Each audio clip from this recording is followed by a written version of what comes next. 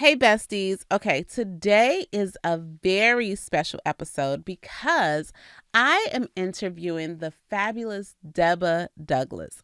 Now, let me tell you why this episode is amazing, and your socks are just going to be blessed. Deba is an agent in my market, but y'all listen to this. She is an educator. I want to say she came out of education right around 2017, 2018, started in real estate, started dominating the market, has a team, does investments, and even has a podcast. That sounds familiar, right? Y'all, Deba is a lot like me. And this is why I bring that up, is because for a lot of people, Deba would be competition. And I'm going to be honest and say, you know what? I have to work real hard to check my heart, just like a lot of us do, so that we don't let comparison take us out and rob us of experiences of meeting such amazing people. And I'm so grateful that I reached out to Deba because of what I knew about her story from social media.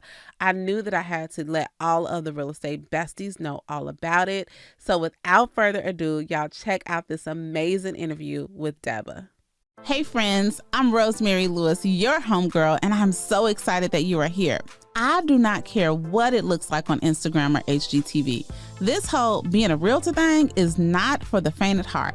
In 2017, I quit my job as a teacher to follow my real estate dreams and quickly found myself overwhelmed and struggling. Fast forward to today. Not only have I been recognized as one of the leaders in our industry, I have actually grown a business that I absolutely love. I don't care if you're a brand new agent trying to figure out how to get started or a veteran feeling overwhelmed and just stuck. I was just like you, and I totally get it. Many times I wish there was someone that I could just talk to about all the challenges I was facing. And that is why I created this space just for you. Like best friends do, I'm giving you all the tea related to navigating and thriving in these real estate streets. If I can do it, guess what? That's proof that you can too. Everything's better with friends, so let's succeed together. Welcome to the Real Estate Bestie Podcast. Well, hey, besties, I am so excited to introduce you to, I feel like I know you, but I really don't. It's social media know you. My girl, Deba Douglas. Hey, girl. Hey, I am so honored to be on your podcast today. Like, I feel like I know you too, and I live vicariously through you on social media. So I'm super excited to be on. Look, same. So, y'all, for those of you who, well, you don't know because I haven't told you yet. So, this is like the epitome of collaboration over competition because not only is Deba in the same market that I serve, but our stories are similar but different. And I'm like, the besties have to know you because this is what it's all about, like collaborating with other people, supporting them, cheering them on from afar, but then bringing them in to get to know them as well. So tell the besties about you, how you got into real estate, like all the stuff. Give me your commercial, girl. Okay, I hope y'all ready for this crazy whirlwind called life. So, I went to college to be an educator and I got my degree in education. I was also a college athlete. And then I got into education, spent 16 years in education. My last stint, I was a principal in Plano ISD, like an outside suburb outside of Dallas. And I got to the point that I hated my job. I loved kids, but I realized there was too much politics and I really wanted to do certain things for kids. But I got so much red tape that I was like, well, what am I doing? Because Mm. ultimately, my goal was to be an educator to help other kids because so many educators helped me. So, as I'm going through that lifing, I have kids. I feel like I'm more at work than I am being a mom to my kids. So, mommy guilt kind of set in and I was dealing like a lot of personal warfare, just dealing with life pretty much. And at that time in my life, I started going to church, I started serving in my church. And during that time, I felt like God was showing me that, yes, my life is supposed to have abundance. In every aspect of my life, I should see abundance. But I didn't see it at my job. There were many days that I would get to work early, but I would sit in my car crying because I didn't want to go into the building. I didn't want to have to deal with the teachers or deal with unruly parents and just dealing. And I got to the point that I was like, God, if this is who you say you are, I'm going to do something different and I'm just going to follow you.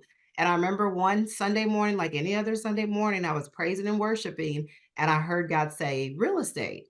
And I'm like, okay. And a part of me was like, okay, you said real estate, but I need more. Like, what am I going to do with real estate? Right.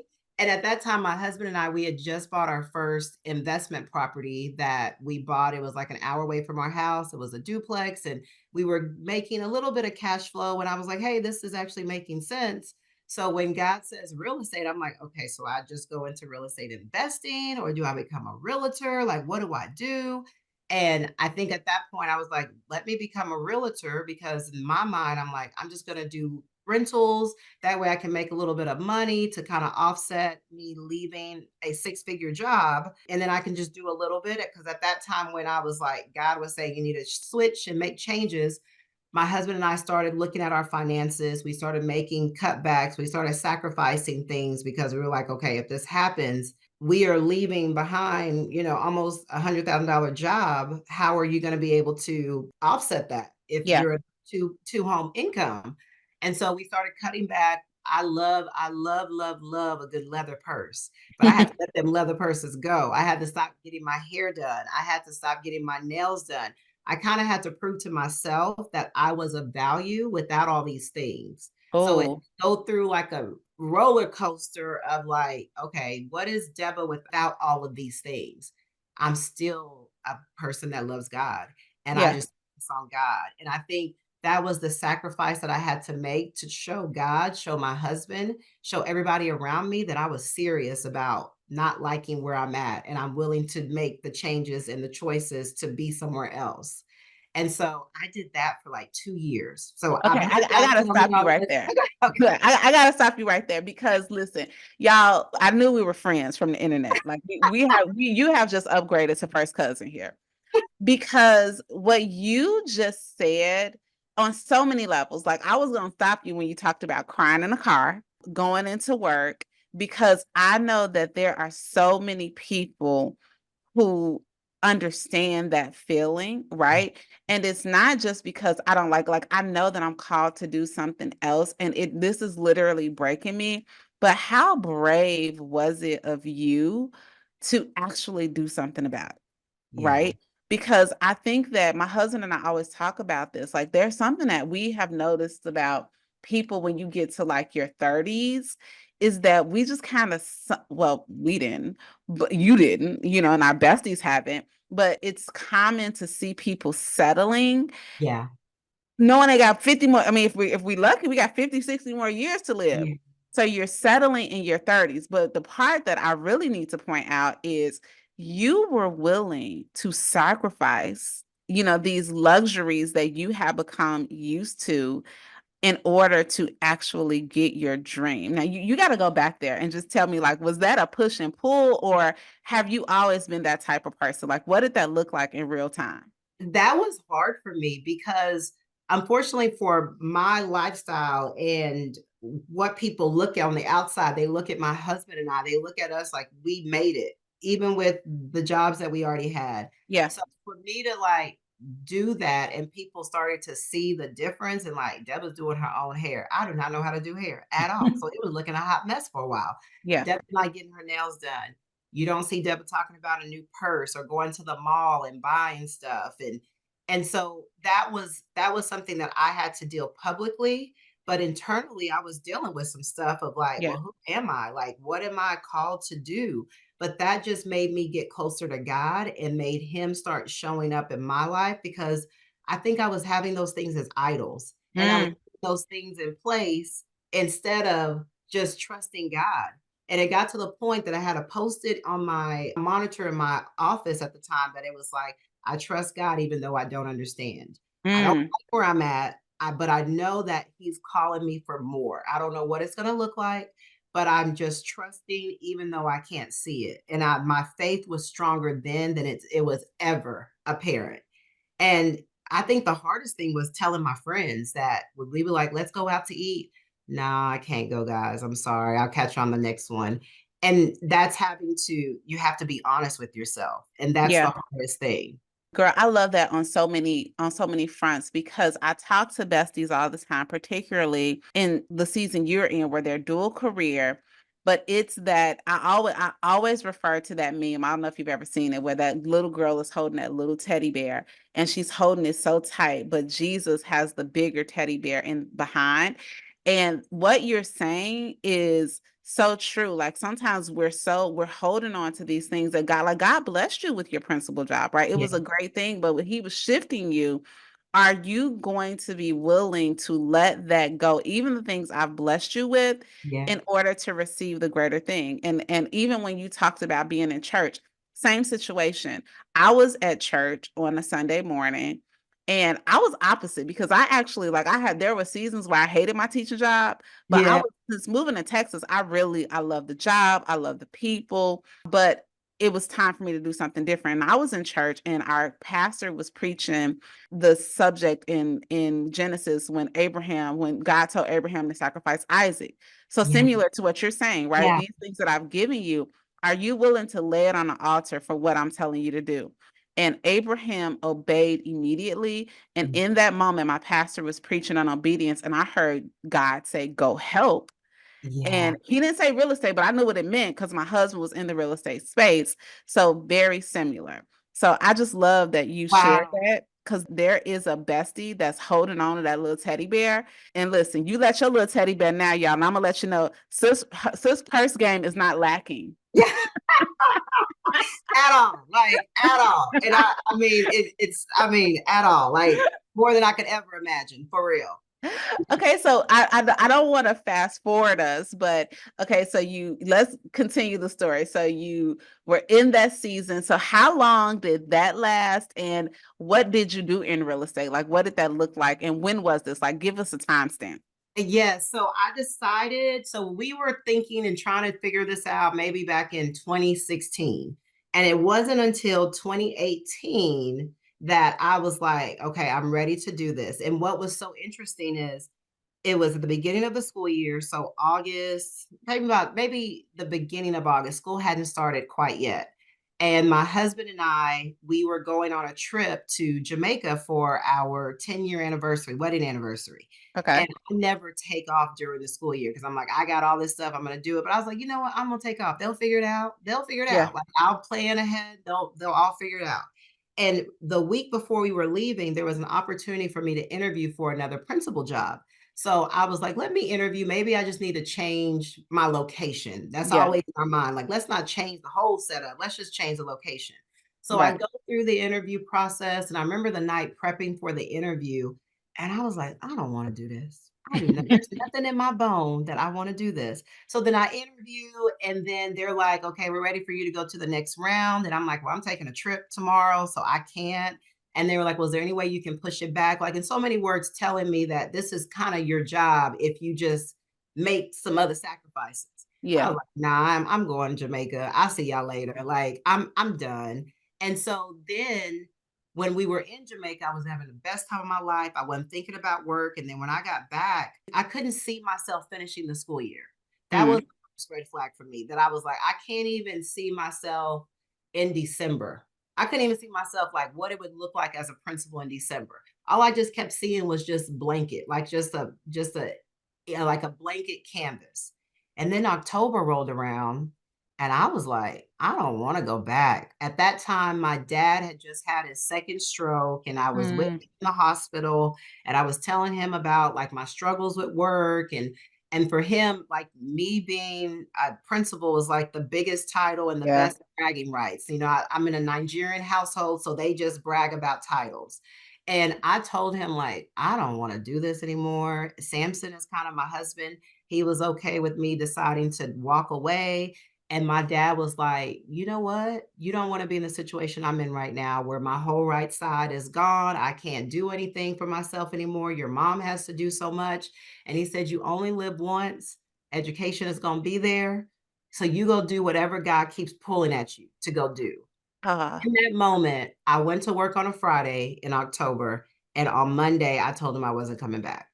Oh wow. Middle of the year. Wow. I'm not one to burn bridges. I'm not one to not finish something that I started. but it was just pulling at me to just say, "You know what? I'm okay. I'm gonna trust God relentlessly, and if you are God and I'm trusting you, you're gonna show out, and Yeah. I'm just gonna let you do your thing, and I'm just gonna do it." And I walked away and I never turned back. I never went back. They were like, I remember the superintendent reached out and was like, "Well, what do we tell the staff? Maybe you just need to take some time, take some mental days." And I was like, "I'll take the mental days, but I ain't coming But back. I'm not coming back. I'm Yeah. not coming back." And then they kind of did that, if you burn this bridge, you won't be able to come back to Plano or maybe not any other surrounding school district. And I said, "I'm well aware. I'm okay with that." And they were like, "What do we tell the staff?" I don't care. I read Yeah. my resignation letter. Like, it was that bad for me that I Yeah. was like, "I'm done. I'm out." And I said, "I'll come on a Sunday to pack up my stuff." My husband and I, we came on a Sunday, packed up my stuff, literally packed it into this office that I'm in right now. It's got a up we've had some couple of uplifts since then, and I've been working here ever since. Oh my gosh. That is such a, I mean, somebody is clutching their pearls like, oh, but listen, let me tell you something. This is what the dreamers understand. Is that at some point we have to stop living for everybody else, right? Mm, And I'm with you, and I love one part of the story that you shared is that your dad released you, and I know, I mean, maybe you didn't need your earthly father's permission, but I'm so grateful that I know for me, right? I know that there have been some things that I look to do and just the weight of my parents, not yeah, necessarily approval, but I know the life that they yeah. designed for me. And I don't want to fumble that life, but at Right, the same token, I got to live the life that God is calling me to. And sometimes people gonna approve, sometimes they don't. But right. what it sounds like is that you were in a space where you were so in tune with where God was calling you that it didn't matter, what Mhm. everybody else said. And that is so huge. And which is why best is you out. Like if it's nothing else you can do, the best thing you can do to your business is have a regular rhythm and routine where you meet with Yeah. Jesus because he's gonna make your path straight and it could look Woo! crazy to everybody else. Yeah. What is she doing? You're burning these bridges, but you knew.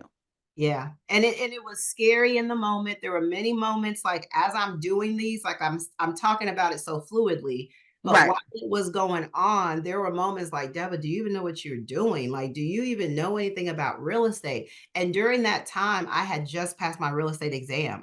Yeah. I hadn't talked to nobody. I hadn't told nobody I was becoming a realtor. Same. I had just passed my test, and I said, "You know what? I'll just do rentals. I don't care. I'll just do rentals. I'll figure it out."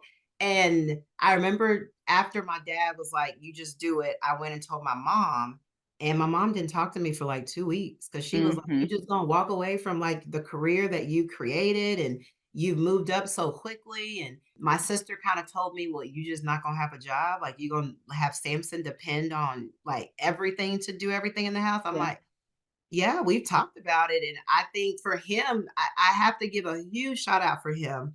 And the blessing is having a spouse that sees more in you than you see in Yes. yourself. And Yes. that's someone that can nurture that inside of you. He's always told me, "You should be an entrepreneur. Like, you already know how to do stuff. You already know how to put things together." I think, and he would say, "You're at the restraints at this job, and I think you just need freedom." And he would Yeah. always tell me that. And I got to the point I started believing it. And then I started letting it show up in my life. Listen, I wanna shout. This is wonderful. I love it. I love it. And something else I wanna point out, y'all, is that your mom and your sister love you. Yes. I think that sometimes we think that people say things and they just share with you what they knew because they love you based on the level of their understanding, Yes. right? And Yes. while we respect and honor their counsel, you look, you talk to Jesus and your man, that's your Yeah. covering. And That's it. and when your covering gave you to go ahead, you went ahead. Okay, so tell us, okay, you quit the job, we in 2018. Yes. You thought you were just gonna do rentals. It looks a little different now though, It right? does, it definitely looks a little different. So, I was, like, doing rentals, I was posting on social media. Okay, and then let's talk a little about social media. It took me almost, I don't think I posted that I became a realtor till the end of November, because I was dealing with mental judgment and thinking, "What are all these people gonna say about me if I tell them I changed my career?" The only people that knew that I changed my career were people that were really in my bubble. And I just Same. kept thinking there were so many times that I attempted to post and then I would delete. I would attempt to post again and then I would delete because I'm like, they're going to judge me. Now they're going to think that I'm selling something, or they're going to probably think that there was a scandal of why she left education in the middle of the year, because most people don't leave unless it's a big scandal. Yep. And I went through that in my mind until I had my mentor with my realtor side. She was like, just post. Because Yeah. honestly, you're not looking for your friends and family because they're not going to be the people that come after you anyways. You Yep. just need to post because you just need to start building your confidence and knowing that you know what's going on. So she said, when you go out and do showings, you take pictures, and they don't need to know it's a rental. They just need to know that she's doing realtor activities. Mm-hmm. And so I did it one day and I did it like really late. I did like 9 o'clock and said, I'm going to bed. I'm going to post it. I'm a realtor. I'm going to bed. I won't see it till the morning. I got a lot of people that were like, oh my gosh, congratulations. You're going to do amazing. Anything you do, you'll do phenomenal. And there were people that I really wanted them to support me, that I really thought they had my back, and they didn't. And Yeah. that was okay. And for me, I spent a lot of time in the beginning of that journey worried about the people that didn't like my post, and worried Mm. about the people that I thought were supposed to have my back and share my stuff and send me people that didn't. And I spent too much time worrying about those or them and not enjoying the people that were rooting for me just because. Yeah. Yeah. Yeah. And and then I just got to the point that I was like, I'm just posting about everything I do. I don't care. We'll just see what happens. And then COVID hit, everything shut down. And that was like March. And at that time, I hadn't done anything but one rental property. I think I made like, I don't know, $700. That was the biggest $700 I've ever made. I was like, oh my gosh, I can't believe I made $700 on a rental. Imagine if I just did 3 more rentals. I'm in this thing. This has been Yes. crazy. Yes. I'm just so excited about every little thing. And then COVID hits, and I'm like, oh my gosh, they shut down the whole world. Like, we can't go nowhere. We can't do nothing. I probably should have stayed in education because at least I know I would have got a check. I probably should have just stayed in education. But one thing I kept doing every morning consistently is I would come into my office, I would pray, I would listen to praise and worship music, and that what kind of kept me going and just kept going no matter what. And then my husband just encouraging me and saying, "Hey, we have some money saved. We got one rental property giving us passive income. You don't have to really sell nothing if you don't." But he was like, "I really encourage you to sell something because that would help us in the household. But if you don't, it's okay." I like him. Yeah, I mean, he's good people. Like, he is really, really good people. And then it just kind of like turned into something crazy. In that first year, I sold over 30 houses and didn't even know half the stuff I was doing. Okay, so you gotta let the because this the bestie listen, like, wait, hold on. Like, they like, excuse me, ma'am. How do you go from $700 to 30? Where did the leads come from? What were you doing in order I to was get? posting on social media. I was sharing my story on social media. I was sharing how God blessed me and how I'm trusting God and how there's stumbles and there's ups and downs. And I was just being very transparent. And I think I always posted that promotion starts within. I think a lot of us feel like the title and the promotion that we're reaching is the identification of who we are, Mm, but all that is already in us. yep. And I just started showing up for me and realizing that all these things that I kept searching for, God already put it inside of me. I just need to tap into it. And Okay. that's what I was posting about. Love it. So what you learned, which is something that the besties have heard me say a million times because someone spoke it into my life and said, you know what, you're doper than you think you are. Yeah. And I was actually talking to another big name realtor in our industry, and she was like, look, the Bible don't say your job will make room for you. It says your gifts, right? Mhm. So there is something, and I'm the same way that, but like I got into this business and I remember being timid because I thought, oh my gosh, are people gonna think that I stopped being teaching is your education is so noble. So Mhm. are they gonna think that I'm just money hungry and I'm Right. thirsty and all of these different things? And then I had to battle with what I thought about money and all my trauma Yeah. around it. But the crazy thing is that now that we're on the other side, you can see like, no, the like I feel like I don't feel like I know that I'm more effective in this space than I was in my classroom because what I could do in my classroom, now that was for a season and that was the season that I needed to be there. But trusting God to multiply your gifts takes a willingness to not get your nails done, to post no matter what the people gonna say, to when your mom and your sister who love you, your mom and sister not haters, they love you. Right. But when they don't understand to be pressing forward, that's amazing. Yeah. But you haven't just stopped there. So you have gotten your realtor license, then you grew a team, and now you got some. Let the folks know, like, how has this thing started to evolve for you?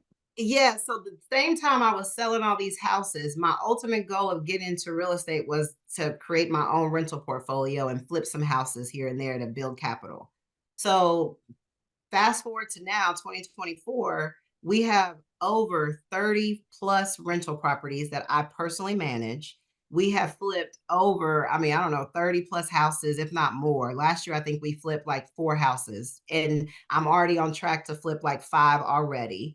I now buy land and build houses. I'm finishing my third house that I have built, and I keep them as rentals. We also have land everywhere. Like I have land in Rockwall, in Lucas, in Denison, in Fort Worth. I just buy land. If it makes sense, I'm buying it. I'll figure it out later. Yeah. And and because I was posting all of my business about real estate and how like, oh my gosh, you want to be wealthy because I dealt with in my mind that God wants us to be broke. That is a lie, a lie, a lie. Because Mm-hmm. everything in every season that you read in the Bible talks about wealth, talks about abundance. And you can't be able to help other people if you're at a place that you're broke and have a scarcity mind. Yep. So God wants you to live a life of abundance so that you can give. And Yeah. I feel like that's what I've been able to do now that I have a little bit more. I give back to education. I give back to charities. I give back when everybody needs something. I want to give back. I want to be a vessel.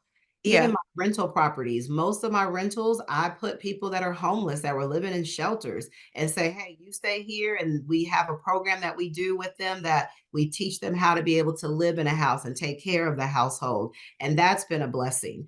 I just feel like I want to be that person that I needed in that season and Yeah. be that person that, hey, I see that where you're at, you're not going to be there forever. Your child is not going to be there forever. But I want to just tell you there's hope, there's love, and there's kindness on the other side of where you are. And at the same time, because I was posting about me getting rentals, doing flips, and helping so many people, a lot of people started getting in my DMs like, hey, can I pick your brain? And I'll be like, yeah, let's do it. And then it got to the point that I didn't have the time. And so one of my good friends was like, why don't you just create a course and just teach people how to do it? And so I started working really slowly because I was like, I don't know if I want to teach people because, I just roll with it. But I ended up teaching and creating a course called the Roadmap to Real Estate Investing. And so Mm-hmm. now I teach people and I don't just give them the knowledge because I went through that when you get a mentor, they just give you the knowledge. And then when You you know what to do. you don't know what to do and you don't know who to call. So we actually hold people's hands through the entire process. We give you the knowledge. We make sure that you understand what you're doing. We have different systems in place so that we can check for understanding, another education in my mind. And Mm-hmm. then we get to the point where we're like, okay, we're going to start providing you deals. See if you like it. If you like it, you buy it. We still hold your hand through the process. We give you contractors if you don't have one. And then someone on my team is there checking on the process every other week until the house is ready to be sold. And then once the house is ready to be sold, my team will turn around and list it. And we list it for a discount because at the end of the day, you're just trying to get paid and make your net. But throughout this whole process, yes, we're teaching you how to be an investor, but we're also teaching you how to live a life of abundance. We're Yeah. also teaching you to not be crabs in the barrel, that you want to share this information with other people. The goal is not for one person to be wealthy. The goal is for all of us to be wealthy. And because I started doing that, looking back on just my family, I have two brothers in laws that are already investors because of my obedience. My Mm. brother now has over 11 properties because of my obedience. It was never about me. And I understood that in the very beginning. I'm just a vessel that God was using. And my goal is to share this with as many people as possible because you don't need $50,000 to do this. You Yeah. don't need 100,000. You probably need about $25,000 that will make you feel good about this situation as you go through the up and down roller coaster of investing. But the thing about it is what you learn. You don't need a job to create money. You now know, hey, I have the tools within myself to create my own money. Yeah. And what you learn too is that, unfortunately, a lot of us have false security in our jobs. You know what I Yes. mean? I think that it's a different level once you become an entrepreneur and you let go of that little teddy bear, right? Yes. And you see what's possible and you're okay. One thing that I say all the time, and I learned this from my pastor, is like my biggest lesson in abundance and thinking on a higher level and having a non-scarcity mindset is it's okay to want things from God. The only my marker though is I just gotta want God more than I want the stuff I want from Amen. him, right? Amen. But other than that, like you're saying, like in order to be effective for the church can't run without the tithe. Can't run You know what without I the mean? tithe. And Yeah. if everybody is scraping by, we cannot tithe and we cannot Not pour. And besties, do you hear what she's saying? Like there are so many people's destiny. God can use anybody. He can use the rocks to cry out, but there is somebody in your life right now that he is intending on blessing and getting them where he wants them to be, but it's contingent on your obedience. And I love that. Yeah, I yeah. love And I that. would say one of the biggest things that helped really shift my mind was my church. My church is always about we have to be the hands and feet of God. We go out and serve, and we're the extension of Him. And our church really focuses not on the I, but on the yes. Because whatever you say yes to, there's lives on the other side that you need to touch with that yes. Yes. So Amen. whenever I'm terrified or whatever I'm like, I don't want to do that. I don't want to post. I don't want to put myself in that situation and talk to those people or be in this place. I got to remember this has nothing to do with me. I have to say yes because somebody behind me needs to have this door open. Yeah, I love that. I love that. So now are you more on the investment side? Are you still actively selling homes? Because that's one thing about real estate, y'all. It's levels to this, right? You come in one way, but then God will expand your territory. So what does that look like for you right now? We do everything. Like, we still do regular residential, we do a little bit of commercial, we do a lot of heavy investing, but we still do everything. I think last year, I wanna say we were 50-50. Like 50% was more investing, and then 50% was more first-time home buyers, regular residential, but we do it all. And y'all notice she's saying we. So you've grown to a team. So Yeah. you have expanded. And so now you're not just affecting your family, but you're pouring into the life of your team members and everybody is eating together. Oh, yeah. My ultimate goal when I first started real estate after I got my first buyer, when I had to do so much paperwork and I had to do so much stuff, I was like, wait a minute, let me hire some people to help me. So I was ultimately always thinking, I need people and I want to be able to help other people make money. And one thing you'll always hear my team hear me say that if Deba's making money, everybody around me is making money. Because Yeah, in my mind, if I want to go travel and I want to go do fun stuff, I can't go alone. It's gonna be boring. exactly. I want everybody Exactly. around me to come and eat, and we all eating at the same table because there's enough for all of us. Yeah. So I was getting so many leads. I was like, I need help. Like, let me get some people in place. And so that went through an up and down roller coaster of thinking like everybody can do what Deba does. Clearly, I had to realize that doesn't work. Yeah. Yeah. Go back and find the right people that are in line with your goals, in line with what your values are. And now I've been able to create this phenomenal team that everyone is making money. I have like all different aspects of different people on the team that they bring something different and a different ingredient that we can all be successful. Well, that is awesome. Well, Deborah, you have been such a blessing to the real estate bestie community. And I'm grateful that, I reached out to you just to say, hey, I literally called her like, I know you on social media, but I need to know you in real life. And I'm just so grateful that you actually were receptive to that because we know everybody doesn't think on that level. But sitting here talking to you today, I completely understand that you are my people and we appreciate you here. Oh, thank you so much for having me. This has been such an honor. Yes. Now, for our besties who are interested in your course, how can they find you, follow you? Like, where can they learn a little bit more about investing? Yes, so I am on Instagram with that's called Deba Flips Texas, or you can go to my website, which is www.douglasdwellings.com with an S, or you can find me on Facebook under Deba Douglas, and you can send me a DM. I'm still the person that answers. Like people be like, "You got other people to?" I said, "No, I still answer. I like to talk to everybody." So Yep. whatever you need, any question, I mean, I just want people to just jump and try whatever that's nudging inside of you that God keeps saying, hey, you should do this. That's Him saying there's more to your life than where you are.